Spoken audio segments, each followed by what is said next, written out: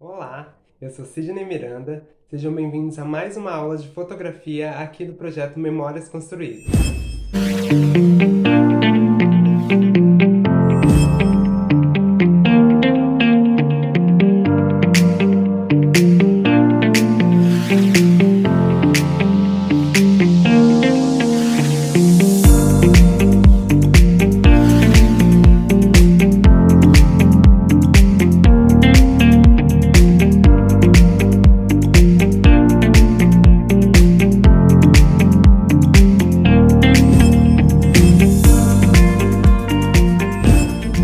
Bom, na aula passada nós falamos um pouco sobre captação de luz. E a gente entendeu que por meio de três pilares da fotografia a gente consegue fazer essa foto e também entender como que a gente faz essa captação de luz, né, por meio desses três pilares que são a abertura, a velocidade e o ISO.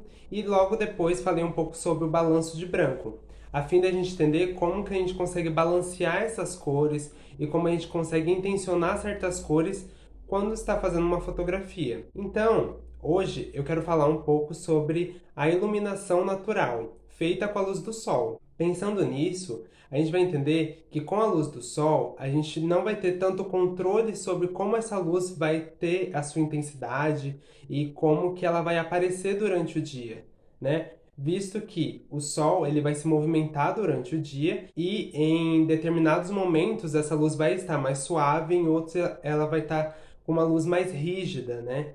Então a gente vai entender que a gente vai usar desses artifícios também como uma maneira de registrar e entender como que a gente vai fotografar diante dessas situações de luzes diferentes, né? Pensando na história que a gente quer contar, por exemplo, e também para que a gente entenda quando tiver algum momento em que a gente precise usar essa luz ou que ela seja a única opção, que a gente entenda qual é a melhor maneira de criar usando a luz natural. Pensando nisso, eu quero apresentar dois termos técnicos para que a gente entenda um pouco sobre como a captação é feita, né? E os termos são a subexposição e a superexposição. O que são eles, né? A exposição na fotografia, a gente diz que é esse momento em que a luz é registrada. Então, é nesse momento em que a gente deixa essa luz, né, no caso o sensor, exposto à luz, para que ele registre essa imagem. Então, uma foto subexposta é uma foto que foi exposta a pouca luz, logo, ela vai ser uma foto um pouco mais escura. E uma foto superexposta é uma foto que foi exposta a bastante luz. Logo, essa foto ela vai ter mais pontos claros na foto e também uma super parte quase sem informação de algumas cores, né? Ou talvez uma foto toda branca, por exemplo, porque a luz invadiu todo esse registro. Então, a gente vai entender que entre esses dois termos, né, entre uma foto subexposta e uma foto superexposta, vai ter um caminho, né, entre elas, que vai ser esse equilíbrio, como eu mostro nessa imagem. A gente entende que entre um extremo e outro tem várias possibilidades. E o nosso objetivo é que a gente entenda como captar essa luz da melhor maneira possível dentro do que a gente deseja na fotografia. E por meio dos três pilares falados anteriormente, a gente vai conseguir criar também essas fotos subexpostas ou superexpostas, ou essas fotos que estão no meio termo entre elas duas, com de forma mais assertiva. Porque aí, conforme a gente calibrar esses três, né, de acordo com quais são as nossas preferências dentro da fotografia, a gente consegue captar essa imagem.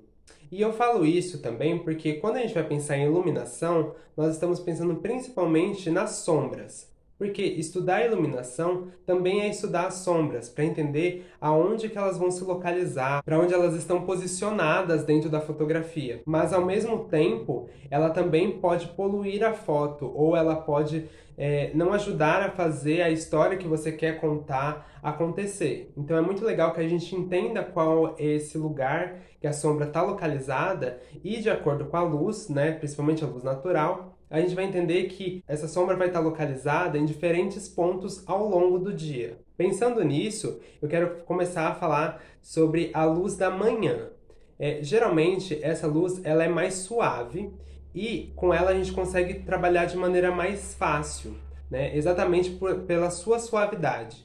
Como nesse exemplo, que eu mostro que tem um modelo posicionado e atrás dele o sol está nascendo. Então a gente vê que esse degradê em cima dele, né, de luz, é muito mais suave, por mais que ele esteja contra a luz, né? A gente entende que é muito mais suave e que você consegue ver ao fundo todo esse registro dessa luz mais suave na fotografia. Então é legal a gente perceber como que essa luz ela se manifesta, né, na fotografia, e é muito interessante a gente perceber esses pontos, né, na hora da gente compor, se é uma foto mais suave que a gente deseja. Só que essa luz da manhã, ela dura pouco tempo. Então, a gente tem que entender também qual vai ser esse planejamento na hora de fotografar, ou se eu preciso realmente dessa luz, né? E se eu precisar dela, por quanto tempo mais ou menos ela vai durar. Porque logo após, mais ou menos às 11 horas e principalmente no meio-dia, é a hora que o sol ele vai estar acima da nossa cabeça. Isso quer dizer que ele vai fazer mais sombras, né, no nosso rosto, por exemplo. Então ele vai fazer sombra debaixo dos cílios, debaixo do nariz, debaixo da boca e do queixo. Então, a gente vai entender que, às vezes, dentro da fotografia, não é esse o que a gente deseja na hora de captar. Mas eu trouxe um exemplo, que é essa foto, em que eu queria realmente trabalhar com essa luz e a gente percebe que existe ainda esses pontos de sombra mais forte, né? Porque foi uma foto feita exatamente nessa hora, meio-dia, 1 hora da tarde.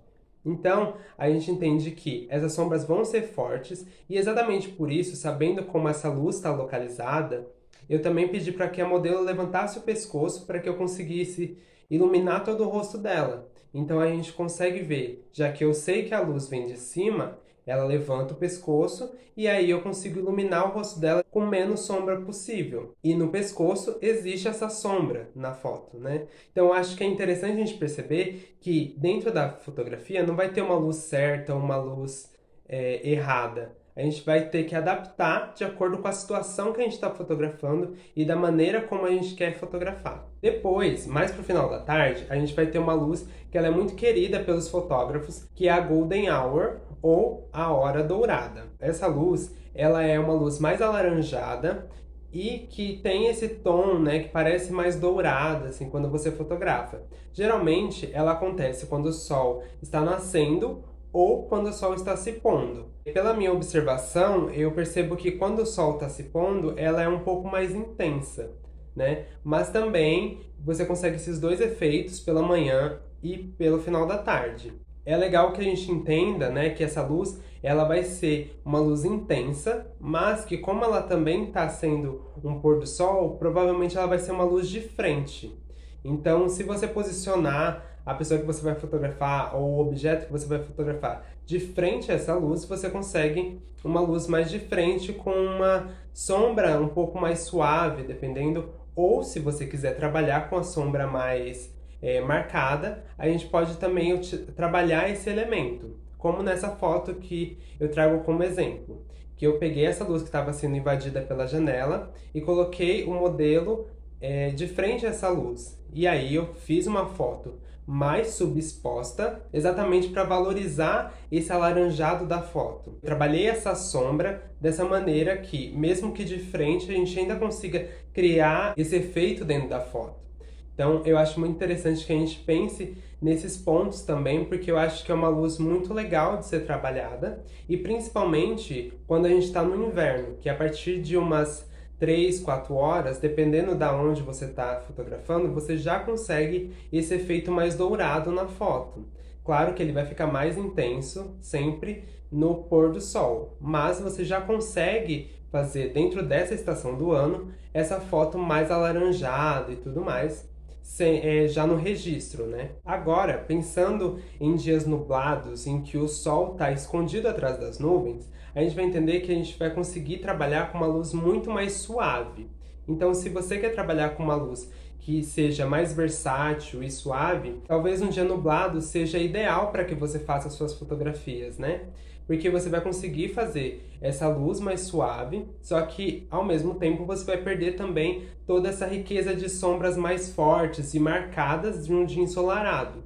Então, dependendo de qual for a sua situação, ela pode ser muito útil para o que você quer fotografar, né? E dependendo da maneira como você quer. Como nesse exemplo que eu usei aqui, que é uma fotografia que eu fiz e a modelo está posicionada, e essa luz é interessante de perceber que ela é quase uma luz mais fria, né? Por conta também dessa ausência da luz do sol. Então, você usa esse elemento ao seu favor, sabendo dessa situação de luz.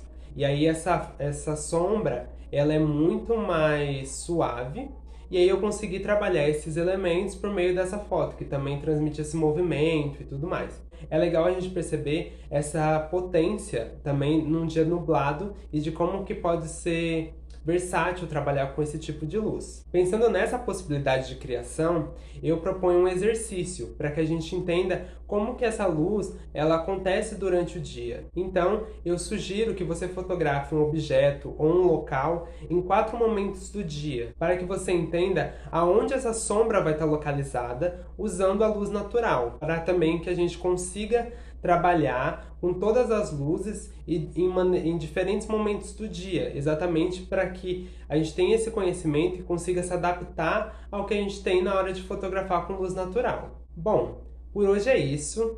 Muito obrigado e até a próxima aula. Tchau!